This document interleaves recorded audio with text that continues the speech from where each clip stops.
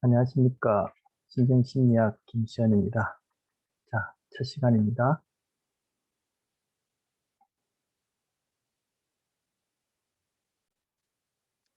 자, 먼저 질문부터 보도록 하죠. 심리학이란 무엇인가? 무엇이라고 다른 분들에게 소개할 수 있겠습니까? 아니면 또 다른 질문. 여러분은 어떻게 해서 심리학을 공부하시게 됐습니까? 어떤 이유로? 뭐가 관심이 있어서? 또는 일반인들은 심리학은 무슨 하는 것이다. 어떤 학문이다라고 생각하며 또 이렇게 알다시피 심리학에 대해서 점점 갈수록 많은 사람들이 관심을 가져야 하는데 왜 심리학에 관심이 있을까요? 제가 이와 같은 질문에 해당하는 이야기를 하는 걸 뭐 직간접적으로 아니면 어떤 미디어를 통해서 들어보면 다 제가 들어본 바로는 그런 말씀들만 제 귀에 들어왔는지 모르겠지만 자기 자신의 마음이 궁금해서 타인의 마음이 궁금해서 뭐 이렇게 해서 심리학을 하게 됐다. 심리학이 관심이 생겼다. 이렇게 얘기를 하는 걸 들었다고 저는 생각합니다. 제 기억으로는. 또 우리 속담에도 뭐 10개 물속은 알아도 한 개 사람 속 모른다 할 때 그 사람 속이라는 것이 마음이라고 얘기하는 그것 아니겠습니까? 그런데 여기서 보시다시피 심리학은 행동을 연구하는 학문이에요. 이런 얘기 많이 들어보셨을 겁니다. 심리학은 행동을 연구하는 과학적인 학문이다. 더 짧게 심리학은 행동과학이다. 물론 행동을 과학적으로 다루는 학문들이 이외에도 있겠습니다만 어떻게 보면 심리학은 행동과학의 어떤 한 분야다 이렇게 얘기할 수 있을 테고 결국 심리학은 행동과학이다 이렇게 한마디로 표현할 수 있을 텐데 왜 행동과학이죠? 제가 앞서 질문 드렸을 때 여러분들이나 저나 심리학에 관심을 가지고 공부하게 된 이유 그리고 다른 사람들이 심리학에 관심을 가진 이유가 결국 자신의 마음과 타인의 마음을 이해하고 싶다고 했는데 그런 심리학은 마음에 대한 뭐 어쩌고 저쩌고 저쩌고 이렇게 정의돼야 할 텐데 여기 심리학은 행동을 연구하는 학문이라고 했습니다. 저 개인적으로 좀 전에 말씀드렸듯이 심리학은 딱 두 마디로 행동과학이다 이렇게 말씀드릴 수 있는데 왜 행동이죠? 이렇게 여러분이 궁금해하거나 왜 행동이지? 왜 심리학이 무엇이냐고 얘기할 때 마음이라고 얘기하는 부분은 왜 없지? 이렇게 의문을 가져보신 적 있습니까? 물론 다른 심리학 관련 책들을 보면은 인간의 행동과 마음에 관한 과학적인 연구를 하는 학문, 과학적인 학문 이렇게 마음이란 말 들어갑니다. 하지만 행동이란 말이 굳이 빠지지 않고 들어가는 이유는 바로 과학적인 학문이기 때문입니다. 즉, 과학이라는 것은 객관적으로 관찰할 수 있는, 측정할 수 있는 것을 대상으로 하기 때문에 소위 마음이라고 하는 것은 내 자신은 분명히 경험하는 현상이지만 타인의 마음에 대해서는 우리가 객관적으로 그것을 관찰할 수 없기 때문에 우린 타인의 마음을 안다고 생각해요. 결국 무엇을 통해서 합니까? 어떤 관찰을 해서 압니까? 행동을 통해서죠. 그 행동을 통해서 안다고 하는 것도 즉 그 행동이 그 마음, 즉 마음의 내용과 깊은 상관이 있다라고 여겨지는 그런 것 때문에 행동을 통해서 마음을 이해한다고 하죠.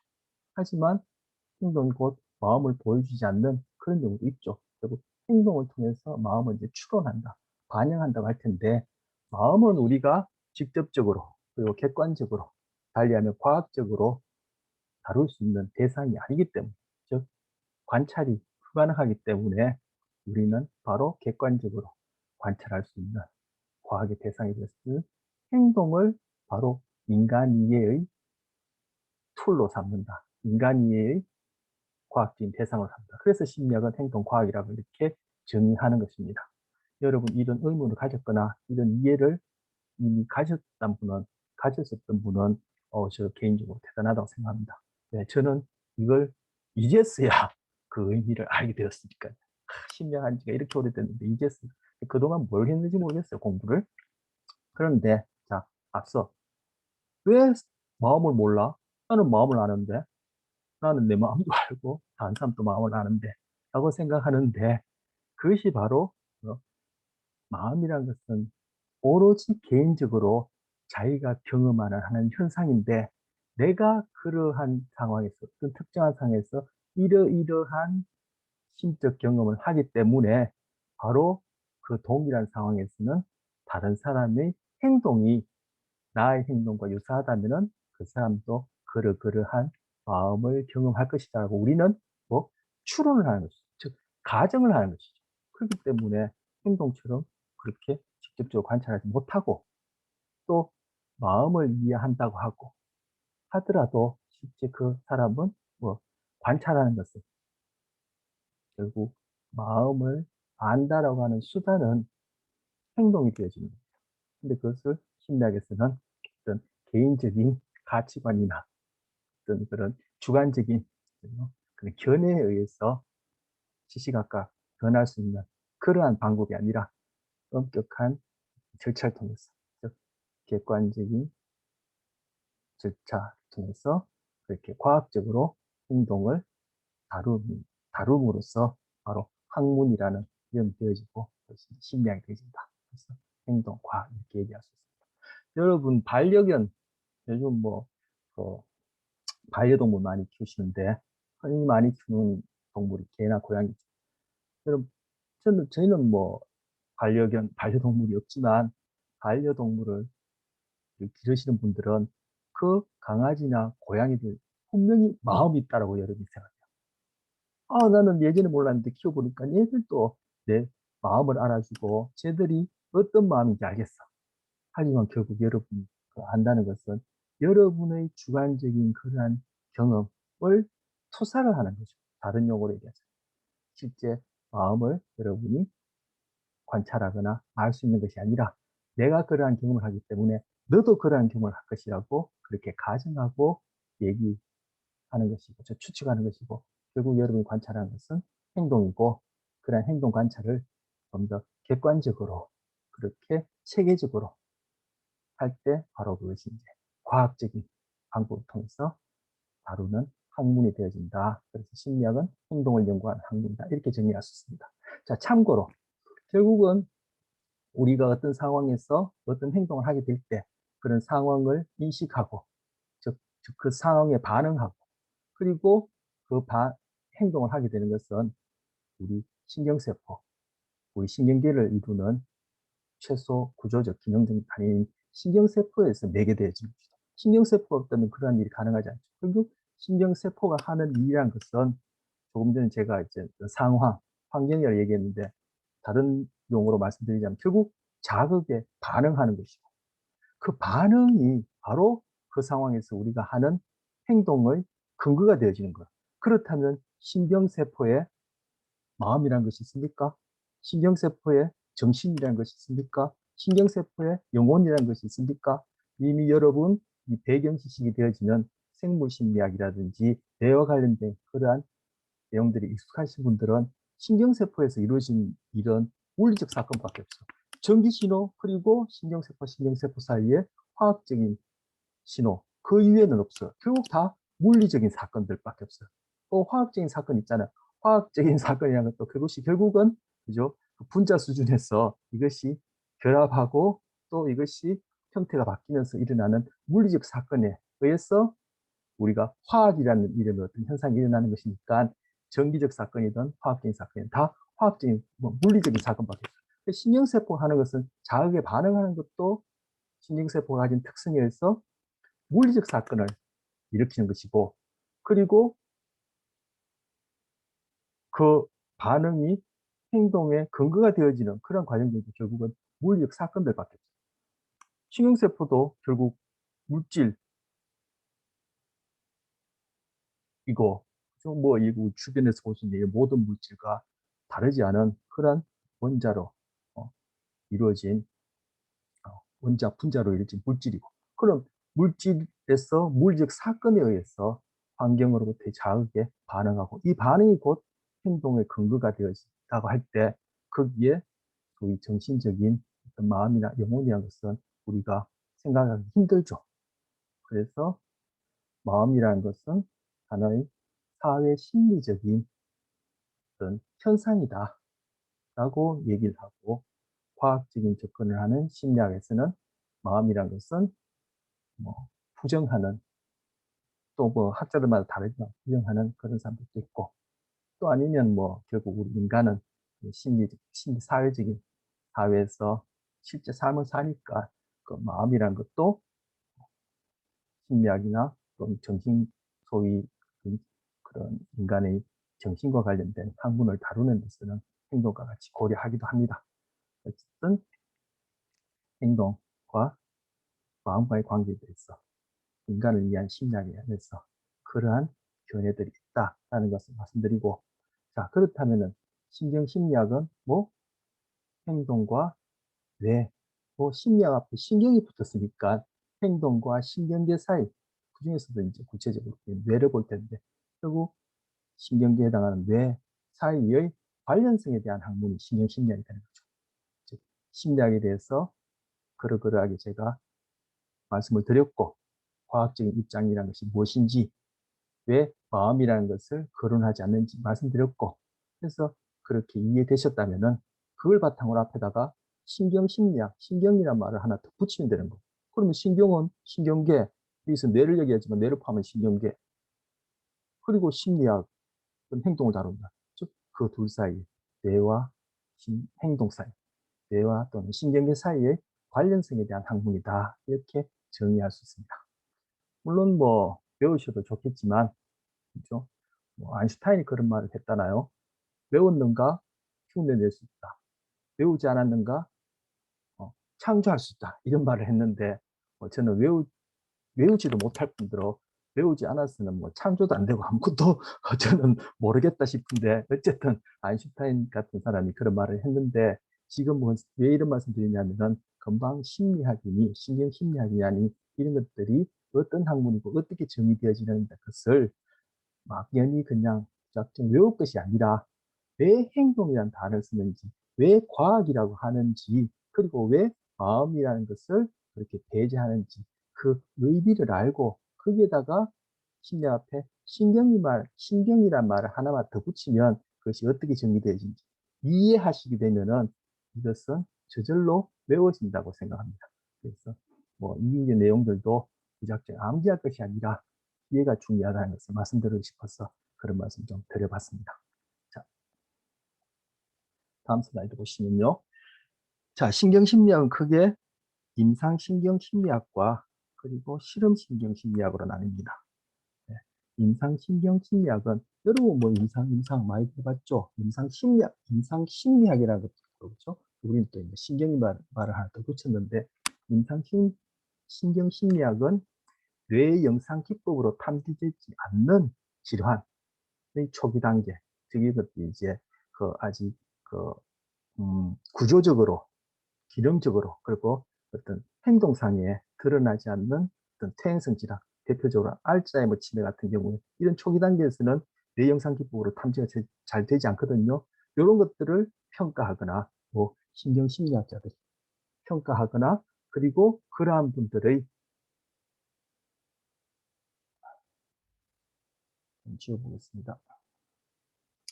또 이제 그러한 분들이 이제 삶의 질, 이미 이제 뇌 손상이 일어났거나 아니면 이런 초기 단계에 있는 분들의 삶의 질과 그 동당권인 환경에서의 적응 능력을 평가하고 그것을 또 관리해주는 이러한 부분도 임상신경심리학 또는 임상신경심리학자들이 관련된 분야이고, 그리고 뇌 손상이 일어났다면 그의 재활과 관련된 이러한 것들이 돼서 연구하는 것이 바로 임상신경심리학이고, 여기에 종사하는 분들이 임상신경심리학자가 되겠죠. 네. 예전에 뇌영상 기법이 발달하지 않았을 때는, 그렇죠? 이 임상신경심리학자들이 뇌 손상이 뚜렷하게 구조적으로 기능적으로 일어나서 행동상의 문제가 없는 경우에는 전적으로 그 임상신경 심리학자들에게 이렇게 의지를 했었죠. 그런데 요즘 이제 뇌영상 기법이 발달해서 뇌영상 기법으로 이제는 손상된 사람들은 당장에 뇌 스캔만, 사진 찍듯이 뇌 스캔만 하면은 당장에 구조적으로 알 수 있고, 또 기능적으로도 펑셔널 MRI, 즉 기능적 그 영상을 찍는 그러한 뇌 영상을 통해서 또 기능도 바로 사진 찍듯이 알 수 있고, 이렇게 해서 이제 과거에 임상신경 심리학자들 하는 대부분의 일들을 이제 뇌 영상 기법이 이제 도맡게 되었지만 여전히 과거에서부터 지금까지 아직까지 그렇게 뇌 영상 기법으로 드러나지 않는 초기에 일어나는 그러한 어, 신경계 질환, 그리고 그분들의 삶의 질과 적응 능력을 평가하고, 그죠? 확연히 드러나지 않는 그런 상태에서 어느 정도 진행되는지 평가하고, 그것을 관리를 해주고 더 진행되지 않도록, 아니면 그 진행이 이렇게 더뎌지도록 그 관리를 해주고, 이 손상이 내 영상을 통해서도 드러나고 행동상으로도 드러난 이유라면은 재활에 관해서 관여하는 그런 사람들이 임상신경심리학자, 그리고 임상신경심리학 분야가 되어지는 것입니다. 참고로 뇌영상 기법에는 지워보겠습니다. 뇌영상 기법에는 구조적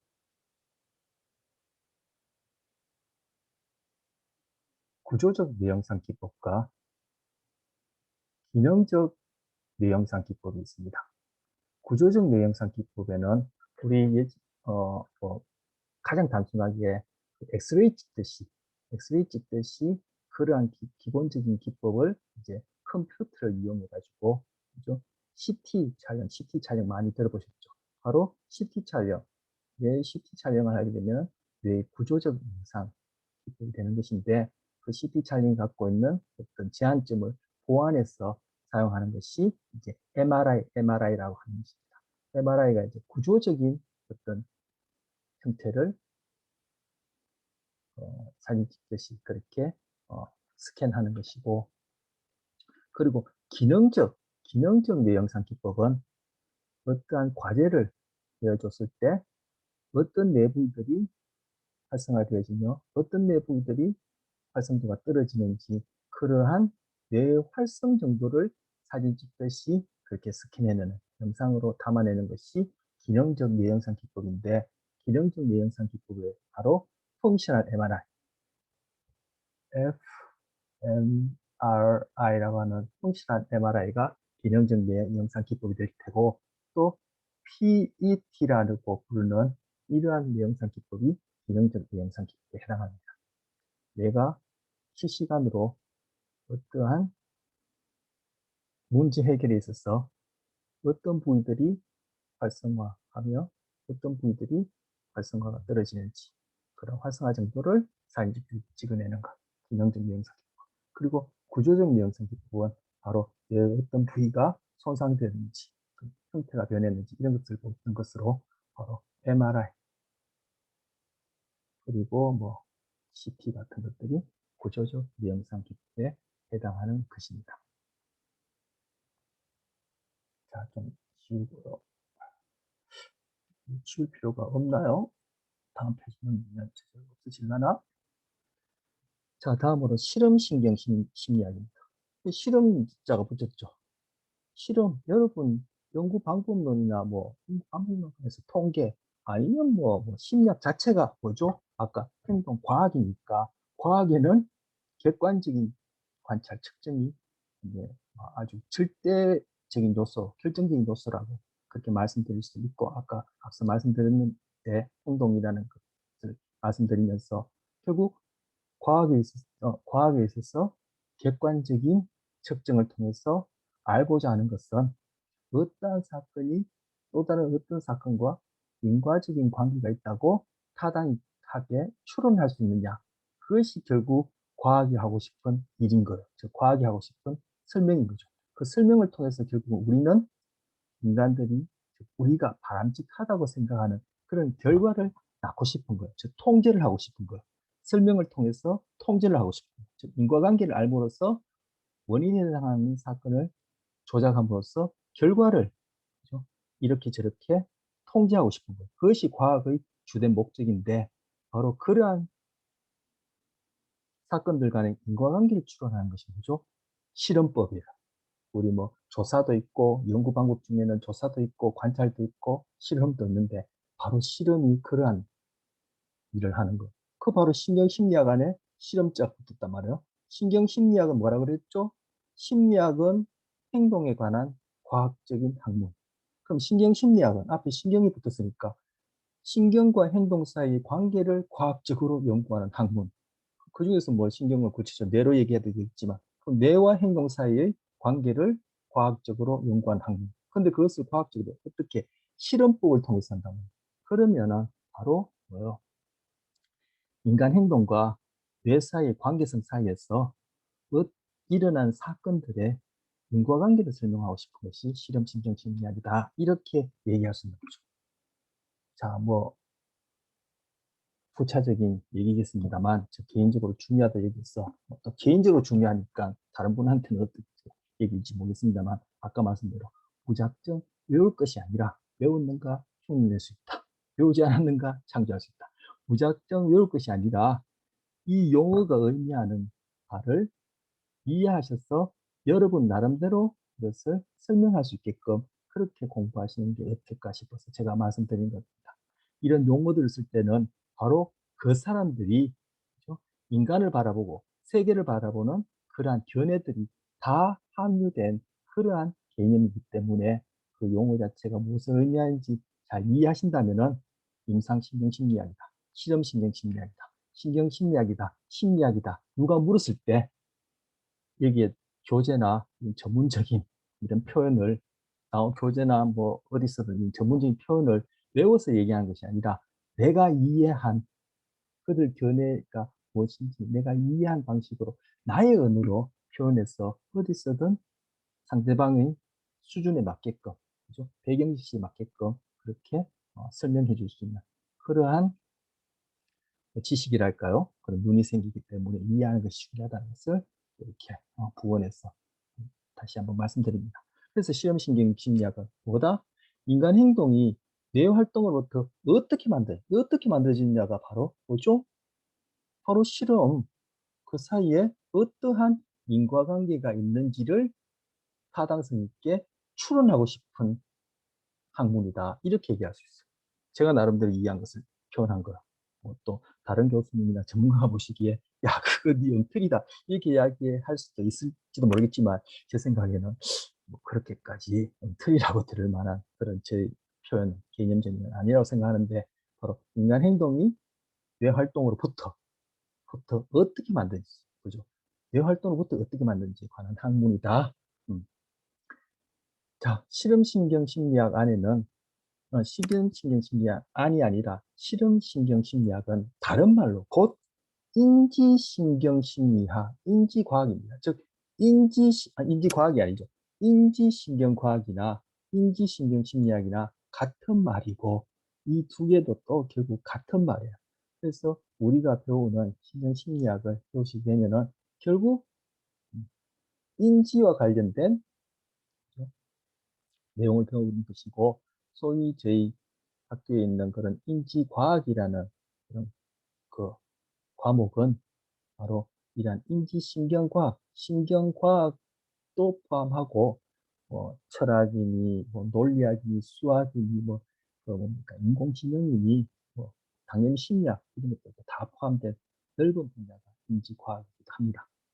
인지라는 말이 나와서 제가 인지과학이라는 것도 곁들여서 말씀드렸습니다.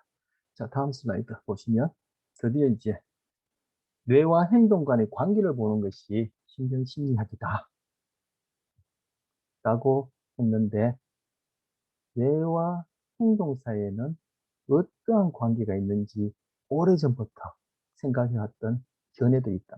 그리고 근현에 와서는 그리고 현대에 와서는 이 둘 사이에 어떤 관계가 있는지 그런 견해들을 좀 살펴보려고 합니다. 이런 견해들이 맞는 점도 있고 틀린 점도 있고, 틀렸다고 해서 다 틀리지 않았고 맞다고 해서 또 다 맞지도 않은 그런 부분들을 보면은 또 뇌와 행동에 대한 그 과거부터 지금까지 인간의 인식에 대한 그러한 음, 것도 우리가 한번 이해할 수 있지만, 그걸 통해서 결국 뇌와 행동 사이의 관계가 어떻다는 것도 우리가 한번 다시금 정리하고 이해할 수 있기 때문에 살펴본다고 할 수 있겠습니다. 처음에 아리스토텔레스가 이제 대표격으로 얘기되어지고 있는데, 뭐 그 주변 사람이나 그 시대 다른 사람들도 유사한 생각을 했겠지만, 공식적으로 포멀하게 아리스토텔레스가 이것들을 문으로 남겼거나 그것이 전해지기 때문에 아리스토텔레스를 이제 대표적으로 삼겠죠. 아리스토텔레스 같은 경우에 행동은 뇌와 행동 사이에는 관계가 없다, 관련성이 없다. 즉 뇌는 행동의 근거가 되어지는, 바로 심장을 식혀주는 역할을 하는 냉각기관이다, 이렇게 생각했어요. 그래서 아리스토텔레스는 심장이론가다, 뭐 심장이론이다, 이렇게 얘기를 하는 거예요. 즉 심장이 우리의 뭐 사고나 감정, 뭐 행동, 아까도 말씀드렸던 마음이라 얘기했던 그런 현상의 근거가 되어지고, 그런 심장이 늘 뜨겁게 그렇게 활동하고 박동시고 있으니까 그 심장으로부터 이렇게 흘러나가는 피가 뇌를 이렇게 둘러싸고 순환을 할 때 뇌를 통해서 식혀지기 때문에, 뇌는 행동 또는 사고, 감정, 마음이라는 것과는 관련성이 없고, 단지 그러한 관련성, 그 근거가 되어진 심장을 식혀주는 냉각기관이다, 이렇게 생각하는 거죠. 그래서 아리스토텔레스 입장에서는 뇌와 행동 사이에 관련성은 없는 거죠. 그럼 아리스토텔레스는 신경심리학자는 안 되는 거죠. 신경심리학자는 뇌와 행동 사이에 관련성을 보는 사람이다, 또는 그런 학문이다 했으니까 아리스토텔레스는 신경심리학자는 아닌 것 같아요. 자, 제 생각입니다, 이거는. 자, 그런데 그 이후에 갈렌이라는 사람은, 갈렌이라는 사람은 바로 뇌와 행동 사이에 관련성이 있다는 것을 추론을 했어요. 물론 지금에 봐서 갈렌의 생각은 타당성이 없지만, 일단 뇌와 행동 사이에 관계가 있다는 것은, 그것은 그러한 견해를 가졌다는 것은 그것이 의미가 있는 것이죠. 그래서 갈레는 뇌실에 바로 어, 영혼이란 것이 기거해서, 영혼은 뇌실에 자리를 잡고 바로 우리 행동을 일으키게 된다. 즉 행동의 근거가 된다 생각하는 거야. 근거. 그런데 이 행동의 근거가 되는 영혼이 어딨냐? 뇌에 있다, 이렇게 생각하는 거죠. 그래서 뇌와 행동 사이의 관계를 일단 본 거죠. 자, 요즘 또 여전히 뭐 저도 평상시에 말을 하거나 할 때도 그렇고, 또 뭐 제 주변에 봐서는 일반인들 같은 경우 심리학을 접하거나 뇌과학을 아직까지 전문적으로 접하지 못한 사람 같은 경우에는, 어떤 경우에는 또 뭐 이런 분야에 다 못 남고 있는 사람들도 부시부시까지 우리가 생각하고 말하는 것이고, 행동의 원인은 행동의 원인은 마음이다. 즉 마음이라는 것이 원인이 되어서 행동을 일으킨다, 이렇게 생각하는데, 바로 그 생각이 이 생각과 같은 거예요. 갈래는 뇌와 행동 사이에 관련성이 있는데, 아까 앞서 보셨을 때 실험신경 심리학 같은 경우에 행동이 뇌로부터 또는 뇌의 활동으로부터 어떻게 만들어진다. 실험법은 과학 중에 인과관계를 설명하는 그러한 접근법이니까, 이것이 원인이 되어지는 사건을 만들고 이것이 결과가 되어지는 사건이다, 이렇게 타당하게 얘기할 수 있는 어떤 추론을 하는 분야가 실험신경심리학이다, 이렇게 얘기할 수 있단 말이에요. 자, 그런데 바로 갈레는 뇌와 행동 사이의 관련성을 추론했어요. 그러면 신경심리학자도 얘기할 수 있나요? 자꾸 뭐 아리스토텔레스가 신경심리학자나 갈렌이 신경심리학자 또 얘기하는 것이 뭐 저 혼자의 생각이 부질없는 얘기인데, 어쨌든 뇌와 행동 사이의 관련성을 추론했어요. 그래서 뇌가스를 세웠는데, 뇌가 행동과 어떻게 관련되냐? 뇌가 어떻게 해서 행동을 만들어내느냐? 저거 앞선 슬라이드에서 봤듯이 어떻게 해서 만들어내느냐? 뇌 안에 뇌실이란 곳에 영혼이 기거함으로써 이 영혼이 뇌를 통해서 행동을 만들어내는 근거다 이렇게 생각합니다. 결국 이것이 우리 일반인들이 지금도 일반인이 생각하는 행동의 원인은 마음이다라고 생각하는 것과 이것이 다르지 않아요. 본질적으로 동일한 생각이에요. 자, 뭐 영혼이 있느냐 없느냐 이것도 뭐 끊임없이 논쟁이 되어지고 앞으로도 뭐 논쟁되어질 테고 결국은 뭐 답이 없는 그런 논쟁이 되어질 수도 있다고 생각하는데 뭐 심리학자뿐만 아니라 뇌과학자 수많은 뇌과학자들이 이렇게 영혼의 과학적인 근거를 찾고자 했지만 아직까지 못 찾았다라는 것이 현재 결론이긴 한데 바로 갈리는 영혼이라는 것이 뇌실에 있고 바로 뇌를 통해서 어떻게 행동을 만들어내게 된다 이렇게 생각합니다. 것이 갈리는 뇌가설이다. 어떻습니까? 뭐 타당성 있습니까? 그러면 이제 영혼은 뇌실을 어떻게 상호작용하느냐, 영혼은 뇌실과 어떻게 관계가 있느냐, 이것이 이제 또 하나의 풀어야 할 문제가 되겠죠. 마음이 어떤 실제하는 존재로서 있고 그것이 행동의 원인이 되어진다면 뇌와 행동 사이의 관련성은 분명히 있다라고 여기는 타당한 그러한 근거들이 많이 있고 이건 누구나 합의하고 타당한 그런 생각이란 말이에요. 그러면은 마음이 행동의 원인이 되어진다면 마음은 뇌와 어떻게 관계하느냐 이 문제를 풀어야 돼요. 그런데 아까 앞서 말씀드렸듯이 소위 이 분야의 과학자들은 인간을 탐구하고 인간의 어떤 정신, 신체, 행동 이런 것들을 탐구하는 사람들. 마음이라는 것은 그냥 단지 주관적으로 각각의 개체들이 경험하는 즉 뇌라는 곳에서 일어나는 물리적 사건들이 일어나는 하나의 현상이다. 그것은 뇌나 뭐 우리 몸뚱이처럼 그런 실제로 존재하는 것이 아니다. 이렇게 생각하는데 뭐 두 입장 사이에는 지금까지 과거로부터 지금까지 끊임없이 논쟁을 하고 있는 것이죠. 자, 마음이 영혼이 있느냐 없느냐 그것이 뇌와 또는 신체와 어떻게 상호작용하느냐 그에 대한 물음은 놓아두고 그것이 어떻게 영혼과 마음이 행동의 원인이냐 아니냐에 대한 논쟁을 놓아두고 바로 갈린이 뇌실에 임하는 영혼을 통해서 행동 관련된다고 생각했는데 바로 거기서 출발하는 문제가 마음과 신체의 문제입니다.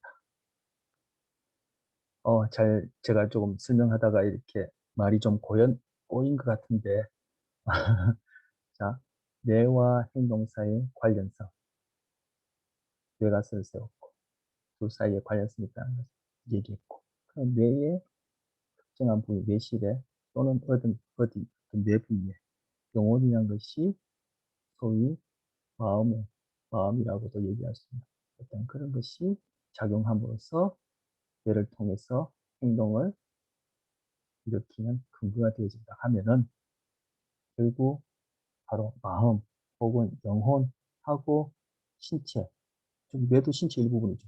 즉 뇌하고의 관계가 어떠냐라는 그러한 질문이 생긴다라는 그걸 바로 마음 신체 문제, 다른 말로 심신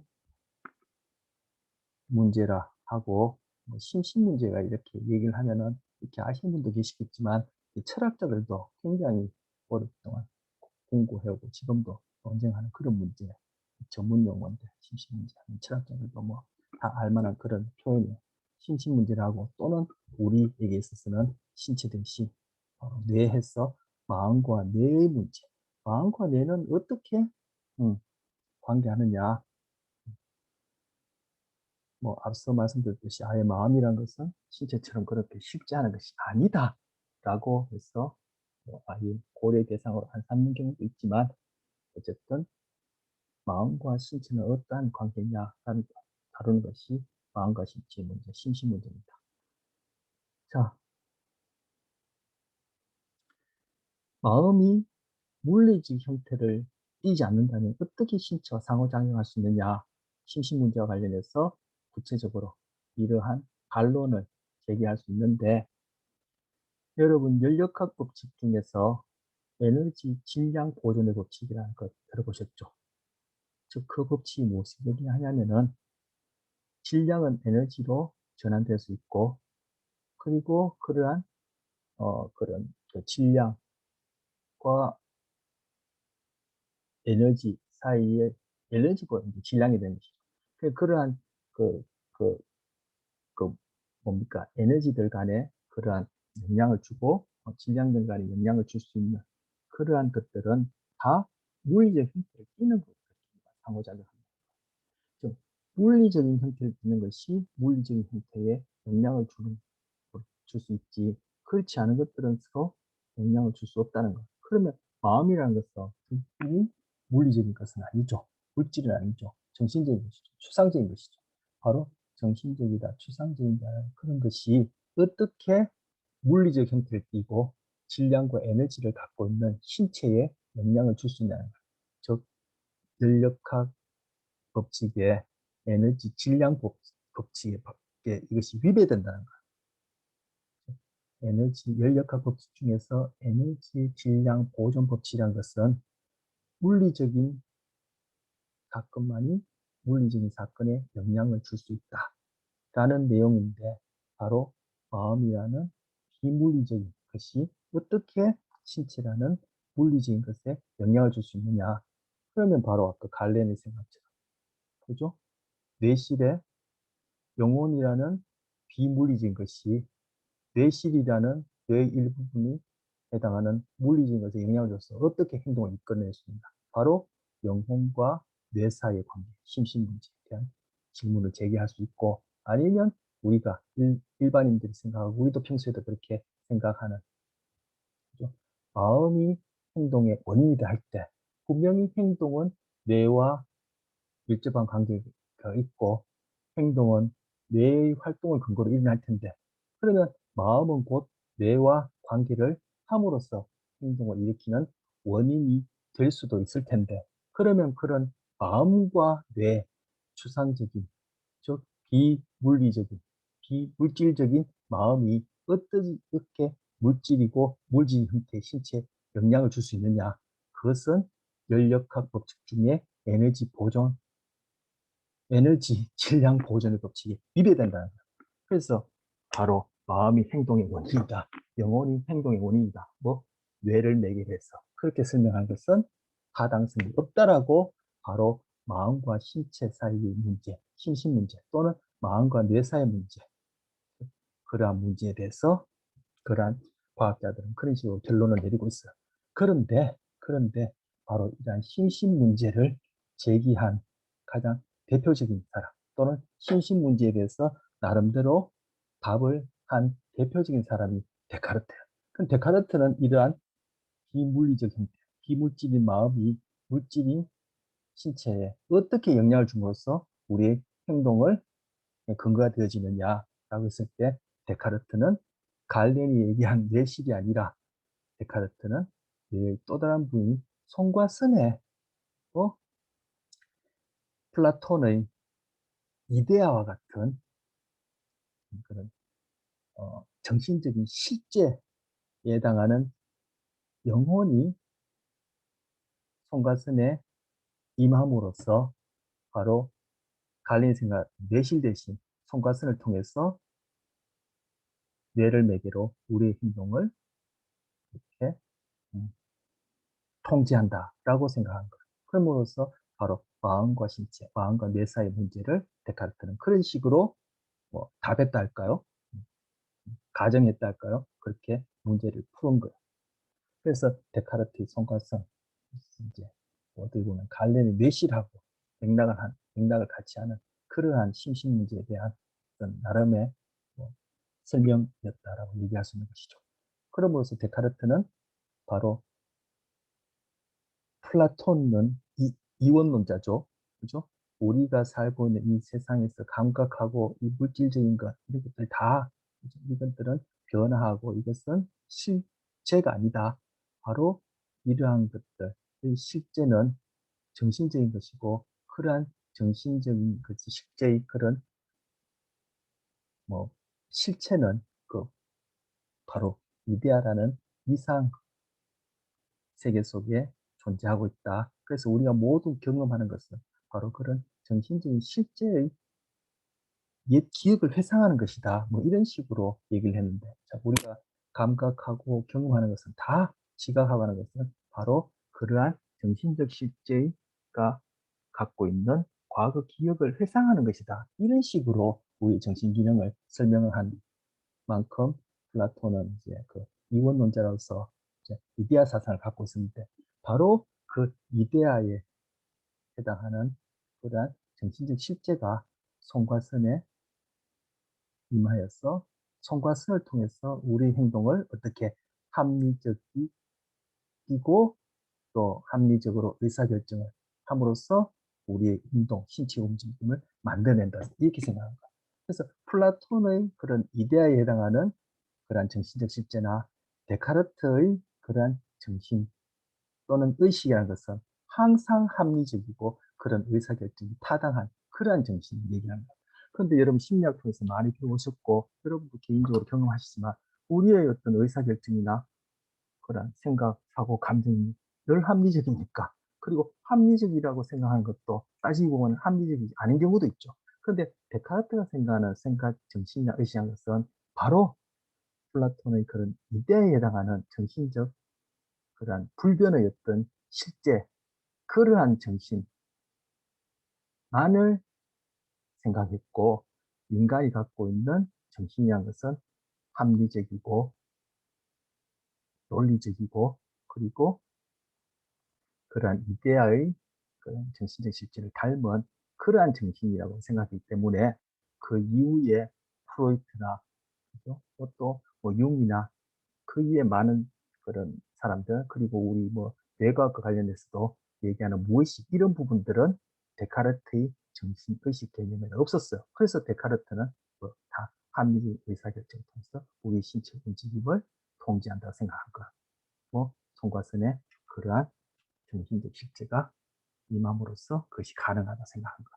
그런데 데카르트가 왜 손과 손을 주목했냐면은 갈레는 왜 뇌시를 주목했냐면은 이것이 또 이유가 있어요. 갈렌이 뇌시를 주목한 것은 모르겠지만 그 갈렌이 뇌시를 주목한 것이 아마도 데카르트에게 영향을 줬고 데카르트는 또 그 시대적 배경과 관련해서 손과 선에 주목하고 그리고 여기서는 뇌척수에게 주목함으로써 바로 이러한 뇌부위들을 매개로 정신이 우리 행동을 통제한다 이렇게 생각한 것. 자, 여기 좀 전에 손과 선 그리고 갈렌의 뇌실 그리고 뇌척수액 말씀드렸는데 손과 선을 여기 소개해 드리려고 그림을 여기 담은 거. 여기 보시면 파이니알 글랜드 이것이 바로 손과 선이에요. 파인이 소나무란 뜻이죠. 그리고 글랜드가 그뭐 분비선이라는 뜻이. 이것서 손과 선, 손과 선은 한자말로 소나무 열매, 선자가 분비선이라는 뜻이죠. 그죠? 내분비계, 내분비선 할 때 선. 그래서 파이니아 글랜드가 손과 선, 소나무 열매처럼 생긴 분비선 이런 뜻이에요. 여기 어디 있냐면은 여기 보시다시피 여기 위치에. 자, 그런데 여러분 익히 아시다시피 이 그림은 지금 이 뇌를 위에서 본 거거든요. 머리 위에서 본 거. 그리고 이쪽이 이마 쪽이고 이게 뒤통수 쪽이요. 이 둘 사이는 이제 다 붙어 있는 것이 아니라 호두처럼 이렇게 접해 있어요. 결국 이 두 개가 완전히 연결되어 있는 부분은 여기 보시다시피 잘려 나갔다라고 여기지는 부분. 네. 이런 부분들이 연결되어 있지. 나머지 부분들은 잘려 나간 것이 아니라 뭐 서로 인접해 있던 부분이죠. 이런 부분이 여기에서 이렇게 지워야 됩니다. 여기서 이렇게 틈새로 보이지 않습니까? 이 부분을 이렇게 자른 거예요. 잘라서 이 경우에는 이마 쪽이고 이게 뒤통수 쪽이니까 오른쪽 뇌 안쪽 면을 지금 보여주고 있어요. 그리고 그런데 보시다시피 익히 여러분이 뭐 아시다시피 들어보셨을 텐데 오른쪽 뇌 왼쪽 뇌가 구조적으로 이렇게 대칭이 되어 있어서 왼쪽에 있는 기관이 오른쪽에 있고 오른쪽에 있는 기관이 왼쪽에 있고 이렇게 대칭이 되어 있잖아요. 그 이후에 이제 살펴볼 텐데 이것이 구조적으로 기능적으로 완전히 이렇게 복사하듯이 그죠? 이렇게 데칼코마니를 합니까? 이렇게 잉크 이렇게 흘려서 종이를 반져보면 똑같은 모양이 이렇게 찢겨 나오듯이 그렇게 대칭은 아니에요. 둘 사이에 좀 비대칭이 있지만 어쨌든 뇌의 특정한 부위들이 오른쪽 왼쪽 다 두 개씩 갖고 있는데 유일하게 파이니얼 글랜드 손과 숨만 딱 정중간에 하나만. 자, 이것이 아까 플라톤이 어떤 위대한 사상, 그리고 변하지 않고 불변하는 고정된 어떤 하나의 근원, 이런 것하고도 연결되는 거. 뇌는 다른 거 다 구조물이 두 개인데, 파이널 글랜드는 하나다. 그것도 어디? 가장 중간에 있다. 그런데 이 중간에 있는 이 송가슴이 어디 위치하냐면은, 갈렌이 얘기한 이 뇌실, 뇌실, 이게 뇌실이야. 예, 이 부분들, 이 부분들, 이 부분들. 이 이 부위 안에 바로 체액이 채워져 있어요.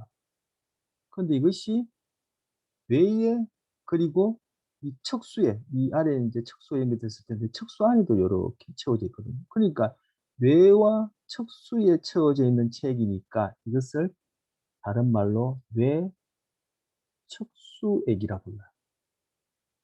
바로 뇌와 척수에 액체가 채워진 부분이 뇌실이에요. 그런데 이 뇌실 또 지워야겠는데 너무 많이 있어서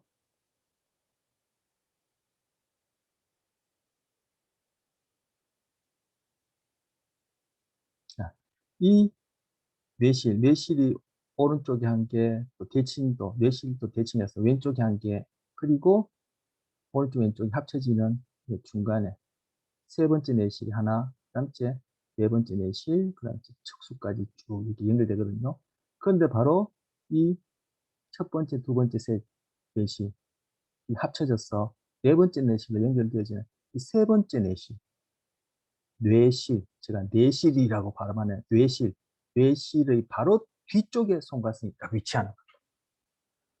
자, 뇌실 안에는 뇌실 안에는 뇌척수액이 채워져 있다. 데카르트 시대에 관심 있던 또 분야가 수력학이에요. 물의 액체의 흐름에 대한 그러한 학문이 그 당시에 관심이 있었어요. 요즘 초미의 관심이 뭡니까? 인공지능 AI죠. 과거에는 이제 컴퓨터, 그 이전에는 뭐 어떤 그런 겁니까? 그런 전산, 뭐 컴퓨터의 전산 유사한가요? 그 이전에 어떤 기계, 뭐 그런 기계의 힘, 뭐 이런 식으로 우리 이제 관심이 시대에 따라 쭉쭉 변해 왔는데 그 당시에는 수력학에 관심이 있었어요. 그래서 그리고 아까 말씀드린 대로 플라톤의 생각과 동일하게 데카르트는 물론이고 그 시대 사람들은 이원론자예요. 정신과 신체 사이에는 이 두 것이 별개로 독립적인 실체를 가지고 존재한다. 뭐 여전히 그렇게 생각하는 과학자들도 뭐 있겠습니다만 요즘에 대부분의 소위 과학자들이나 사람들은 뭐 물질적인 신체만 존재하고 특히 이제 뇌라는 어떤 물질적인 신체 안에서 물리적 현상이 있고 그런 마음이라는 하나의 현상, 기차가 철길을 달리면 그 철컥철컥 소리가 나듯이 그 소리에 대한 현상이 마음이다. 이렇게 생각하는 입장인데 그 데카르트 시대에는 정신이라는 것은 신체와 별개로 독립해서 하나의 실제로 존재하는 것이다. 바로 플라톤의 이데아 사상에 해당하는 것이죠. 그리고 신체는 또 이런 비물질적인 정신과는 별개로 물질로서 또 실제로 존재하는 것이다 해서 이원론적인 생각을 하고 있었던 거다. 그런데 그 당시에 수력학이 관심이 없고 그와 함께 이런 인간이나 다른 동물에게서는 액체 흐름과 관련해서 우리 인간이나 다른 동물에 관련된 거죠. 바로 혈류죠. 혈액의 흐름이죠. 그래서 수력과 관련해서 혈류의 흐름에 관심이 있었는데 살아있는 사람에게서 혈류의 흐름을 그 당시에 연구하기란 것은 뭐 불가능하죠. 뭐 죽은 시체를 가지고 죽은 사람 대상으로 죽은 시체에서 어떤 혈관들의 어떤 분포라든지 이런 거는 연구하실지 몰라도 실제 어떤 혈류의 흐름이 지금 일어나고 있는 것을 눈으로 이렇게 관찰한다든지 자기는 인간을 대상으로 불가능하죠. 그래서 그 당시에 이제 다른 동물을 사용했는데 그 뭐 제가 읽어본 바로는 살아있는 개를 양다리를 묶어서 잡아놓고는, 그죠?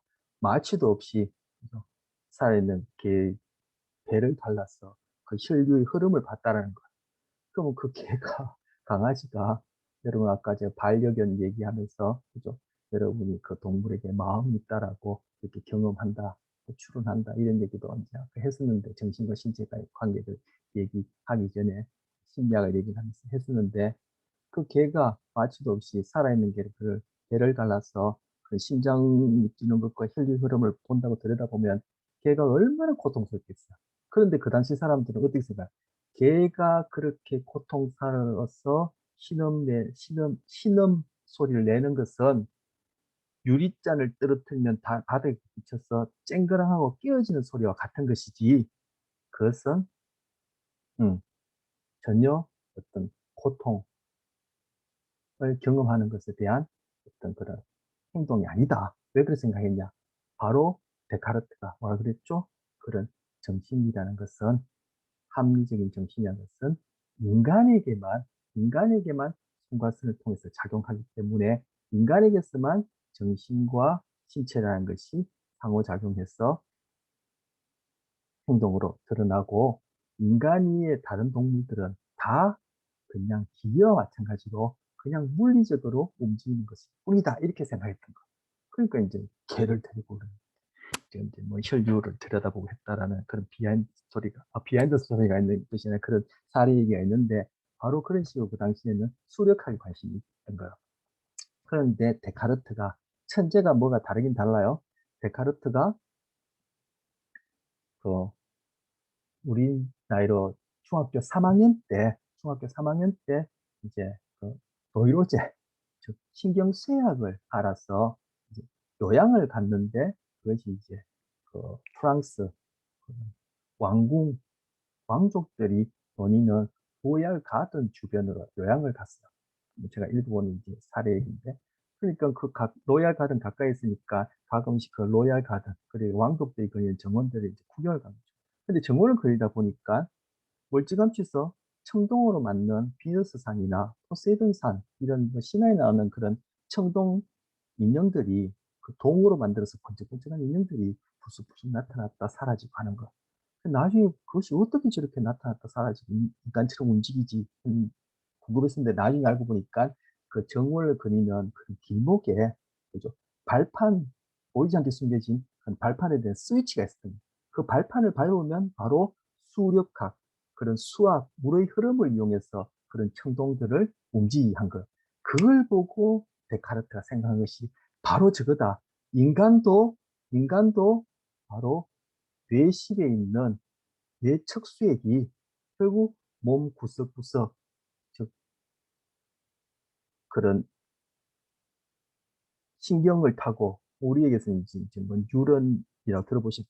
이제 신경이 이제 축삭이 될 텐데, 그런 신경을 타고, 즉 그런 뇌척수액이 흐를 수 있는 관을 타고 우리 몸 구석구석으로 흘러감으로써 저는 청동이 움직이듯이 우리가 행동을 일으키는 것이다. 그러면 그 뇌척수액이 어디로 흘러갈지 어떻게 그것을 조절하니? 그것은 바로 뇌, 제3뇌실, 뇌척수액이 채워져 있는 제3뇌실, 세 번째 뇌실, 바로 뒤쪽에 유일하게 중간에 하나 있는 파이니얼 글랜드에, 즉 송과선에 정신이라는 십제가 임하여서 그러한 뇌척수액의 흐름을 각 부위로 조절한다. 그래서 외부로부터 어떤 사건이 주어지면은 그것이 눈, 코, 입을 통해서 결국은 송과선에 있는 정신적 십제에 전달되면 정신적 실제가 뭐 이제 영혼이라고 얘기할 수 있고 뭐 마음이라고도 얘기할 수 있을 텐데 그것이 판단한 다음에 그것이 적당한 행동을 이루기 위해서 바로 이 뇌척수액을 몸 각 부위로 이리로 저리로 보냄으로써 바로 로얄 가든에서 데카르트가 본 그런 청동 인연처럼 움직인다 이렇게 설명한 거예요. 그래서 앞서 데카르트의 심신 문제, 즉 정신과 물질 간의 관계라고 또 얘기할 수, 일반적으로 정신과 물질 간의 관계라고도 얘기할 수 있는 이 문제에 있어서 플라톤과 마찬가지로 이원론자의 데카르트는 손과 손을 네 개로 영혼이 또는 정신적 실제가 바로 외부로부터 주어지는 자극을 인식하고 그게 즉각하는 행동을 합리적으로 의사결정을 통해 뇌측 수액을 청동 인연근이 움직이는 것처럼 수압을 이용해서 움직이는 것처럼 이리저리 보냄으로써 우리 행동을 결정한다. 이렇게 생각했던 거야. 물론 이런 생각이 지금에 와서는 타당하지 않죠.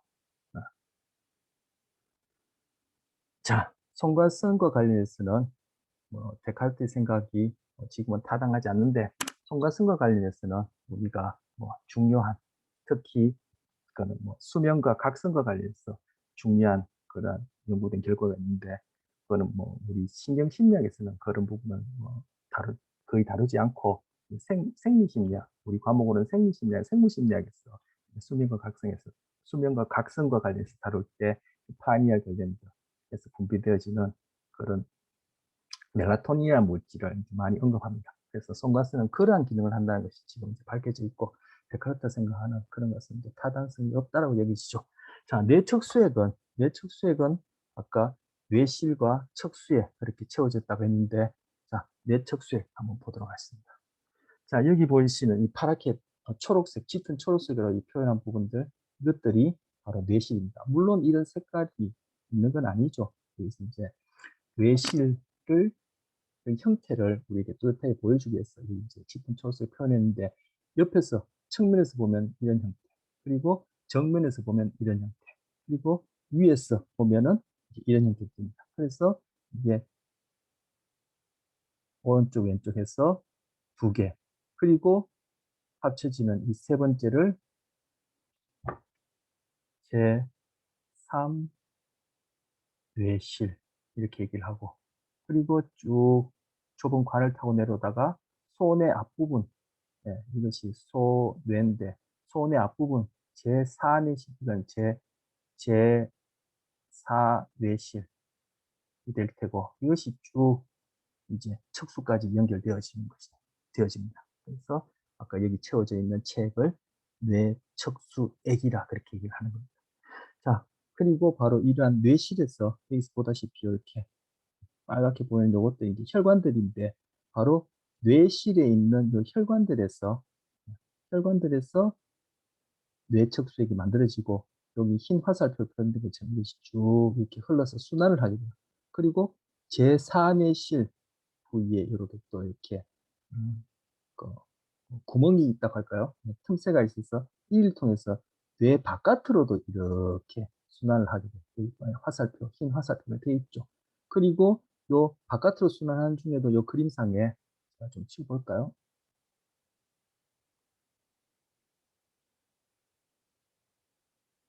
뭐, 이 위에는 지울 필요 없을까요? 이 그림상에 이게 빨갛게 보이는 부분들이 있죠. 바로 요것도 혈관인데 이게 또 흡수가 되는 거예요. 그래서 하루에 이 순환이 2번 정도 일어난다고 하는데 만들어지고 이것들이 쭉 순환하면서 또 혈액으로 흡수되어서 뇌에서 뭐 만들어진 이제 노폐물 이런 것들을 이제 혈액을 통해서 나중에 이제 콩팥으로 해서 또는 이제 뭐 대장으로 해서 이렇게 이제 배설을 하게 되겠죠. 그것들을 보여주고 있는 거예요. 그 뇌척수액도 나름의 중요한 기능들을 한 3가지, 4가지 하는데, 우리 지금 여기서 뭐 설명드리기에는 적합하지 않습니다. 그런 것들도 이제 생물심리학이나 생리심리학에서 기초적으로 다루게 됩니다. 자, 요거 지금, 음, 뇌실에서 뇌척수액이 만들어져서 쭉 만들어져서 척수까지도 이렇게 흘러가고 제3의 실에 있는 구멍을 통해서 뇌 바깥으로도 이렇게 흘러가면서 쭉 보이고 있습니다. 결국 뇌와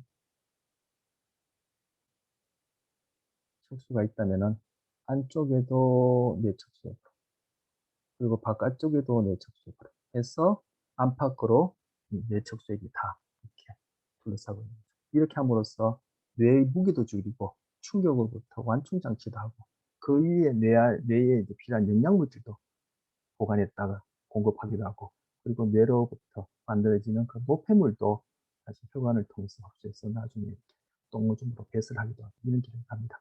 자, 앞서 갈렌의 뇌실 그리고 데카르트의 손과선 뇌척수액을 얘기를 하면서 뇌실과 뇌척수액 소개했고 바로 그 두 사람 같은 경우에는 뇌와 행동의 관계를 뇌의 특정 부위에 정신적 실제가 관여함으로써 행동을 유발하게 된다, 일으키게 된다 이렇게 생각했고 바로 데카르트 같은 경우에는 그런 식으로 정신적 실제와 신체 사이의 별개의 그런 이원론적 견해를 플라톤과 마찬가지로 이어받아서 바로 뇌와 행동 그리고 뇌와 정신 간의 그런 삼자관계를 나름대로 설명했는데 지금에 와서 그러한 마음이 있느냐 없느냐, 영혼이 있느냐 없느냐, 마음과 영혼이 뇌에 영향을 주느냐 안 주느냐 이거는 지금도 논의되어지는 거니까 그것은 차치해 두고라도 그러한 그 구체적인 갈렌과 데카르트의 생각에 있어서 구체적인 부분들은 타당성이 없다라고 여기지는 과학적 근거들이 있다라는 것을 말씀드렸습니다. 자, 신경심리학, 뇌 활동과 행동과의 관련성에 대한 학문이다. 이제까지 살펴봤던 얘기죠. 따라서 비물질적 실체, 바로 아까 갈렌의 영혼이라든지 데카르트의 그런 정신적 실제라든지 플라톤의 이데아라든지 이런 것들이 해당하죠. 그것이 뇌에 영향을 주느냐 안 주느냐 아니면 그런 비물질적 실체가 존재하느냐 안 하느냐는 좀 제가 거듭해서 말씀드리지만 지금도 논쟁되어지고 앞으로도 논쟁되어질 문제인데 그것은 신경심리학에서는 직접적으로 중요하지 않다는 크게 문제시할 필요 없다는 거예요. 왜? 우리는 비물질적 실체가 뇌에 영향을 주느냐 이것 퀘스트로 남겨두고라도 우리의 관심은 뭐예요? 뇌와 행동 간의 관계를 과학적으로 살펴보는 것이니까 신경심리학은 비물질 실체가 뇌에 어떤 영향을 주는지 아니면 비물질 실체가 있는지 없는지는 그냥 펜딩 상태로 미해결 문제로 남겨두고더라도 우리는 그 뇌와 행동 간의 관계에 대해서 우리는 연구할 수 있다. 그래서 크게 문제시하지 않는다. 비물질 실체가 뇌에 어떻게 영향을 주는지는 크게 문제시하지 않는다. 이렇게 가정하고 신경심리학은 뇌와 활동과의 관계를 그렇게 살펴보게 됩니다. 자, 이어서 뇌와 행동 간의 관계에 대해서 근년에 지금까지 이제 데카르트까지 이제 뇌와 행동 간의 관계에 대해서 어떻게 생각해 왔다. 그것이 여전히 지금도 논쟁되어지고 있는 부분이 있고 여전히 일반인들은 그렇게 생각하고 있다. 그런데 소위 과학적인 입장에서 신경심리학에서는 이러한 역사적 과거의 견해가 있었다. 그러면 근세에 와서 이 뇌와 행동과의 관계에 있어서는 또 어떻게 생각하게 되었느냐. 물론 갈렌이나 데카르트처럼 그런 뇌 부위에 무엇이 임한다. 이런 부분은 아까 말씀드린 크게 관심을 두지 않고 문제시키지 않고 뇌와 행동과의 관계에 있어서는 어떤 관련성에 대해서는 어떻게 생각하느냐를 살펴보려고 합니다. 그래서 기능 국제화 그리고 뒤에 가서 또 뭡니까 뇌를 전체가 하나가 되어서 다양한 기능을 한다라는 그런 전체주의 이런 얘기가 나오는데 이러한 견해에서 근세에 와서는 뇌와 행동 사이의 관계를 어떻게 보며 또 현대에 와서는 또 이 두 관계 사이에서 어떠한 견해를 갖고 있는지 이렇게 살펴보려고 합니다. 이 내용은 또 다른 주제로 이렇게 넘어가니까 다음 시간에 하기로 하고 이번 시간은 이렇게 해서 마치도록 하겠습니다.